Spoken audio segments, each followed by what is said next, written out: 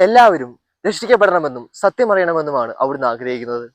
1 തിമോത്തിയോസ് 2-ാം അധ്യായം 4-ാം വാക്യം. ഭാഗം 1. നമുക്ക് എന്തുകൊണ്ട് വിശ്വസിക്കാൻ കഴിയുന്നു? നാം ഈ ഭൂമിയിലായിരിക്കുന്നത് എന്തിനാണ്? മനുഷ്യനായിരിക്കുക എന്നതിൻ്റെ അർത്ഥം ദൈവത്തിൽ നിന്ന് വരികയും ദൈവത്തിലേക്ക് പോവുകയും ചെയ്യുക എന്നതാണ്. നമ്മുടെ ഉൽപ്പത്തി നമ്മുടെ മാതാപിതാക്കളിൽ നിന്ന് പിന്നിലേക്ക് പോകുന്നു. നാം ദൈവത്തിൽ നിന്ന് വരുന്നു. സ്വർഗത്തിലെയും ഭൂമിയിലെയും സർവ്വ സൗഭാഗ്യങ്ങളും ഒന്നിച്ചുള്ള ദൈവത്തിൽ നിന്ന് വരുന്നു. അവിടുത്തെ ശാശ്വതവും അനന്തവുമായ സൗഭാഗ്യത്തിൽ നമ്മെ പ്രതീക്ഷിക്കുകയും ചെയ്യുന്നു.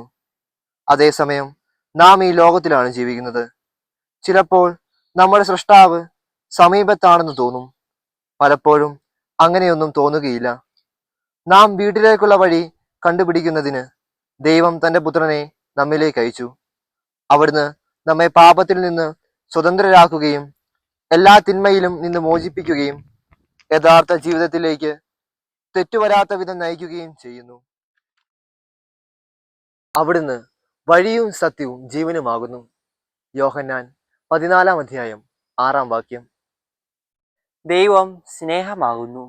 1 യോഹന്നാൻ 4:16. എന്തുകൊണ്ടാണ് ദൈവം നമ്മെ സൃഷ്ടിച്ചത്? സ്വതന്ത്രവും നിസ്വാർത്ഥവുമായ സ്നേഹം മൂലം ദൈവം നമ്മെ സൃഷ്ടിച്ചു. ഒരു മനുഷ്യൻ സ്നേഹിക്കുമ്പോൾ അവന്റെ ഹൃദയം കവിഞ്ഞൊഴുകുന്നു. തന്റെ സന്തോഷം മറ്റുള്ളവരുമായി പങ്കുവയ്ക്കാൻ അവൻ ആഗ്രഹിക്കുന്നു. അവനിത് തന്റെ സ്രഷ്ടാവിൽ നിന്ന് ലഭിക്കുന്നു. ദൈവം ഒരു രഹസ്യമാണെങ്കിലും നമുക്ക് അവിടുത്തെ കുറിച്ച് മാനുഷിക രീതിയിൽ ചിന്തിക്കാനും ഇപ്രകാരം പറയാനും കഴിയും. തന്റെ സ്നേഹത്തിന്റെ ആധിക്യത്തിൽ നിന്ന് അവിടുന്ന് നമ്മെ സൃഷ്ടിച്ചു. തന്റെ സ്നേഹത്തിന്റെ സൃഷ്ടികളായ നമ്മോട് തന്റെ അനന്തമായ സന്തോഷം പങ്കുവയ്ക്കാൻ അവിടുന്ന് ആഗ്രഹിച്ചു. ഈ കാലഘട്ടത്തിൽ നാം ദൈവത്തെ വിസ്മരിച്ച് അവിടുത്തെ നിസ്വാർത്ഥ സ്നേഹത്തെ തള്ളിക്കളയുന്നു. എങ്കിലും അവിടുന്ന് നമ്മെ വിസ്മരിക്കുന്നില്ല. സ്രഷ്ടാവായ ദൈവത്തെ മനസ്സിലാക്കി ധൂർത്തപുത്രന്റെ തിരിച്ചുവരവ് പോലെ പരിശുദ്ധ സഭയോട് ചേർന്ന് അവിടുത്തെ സ്നേഹത്തിൽ പങ്കുചേരുവാൻ നമുക്കിടയാകട്ടെ.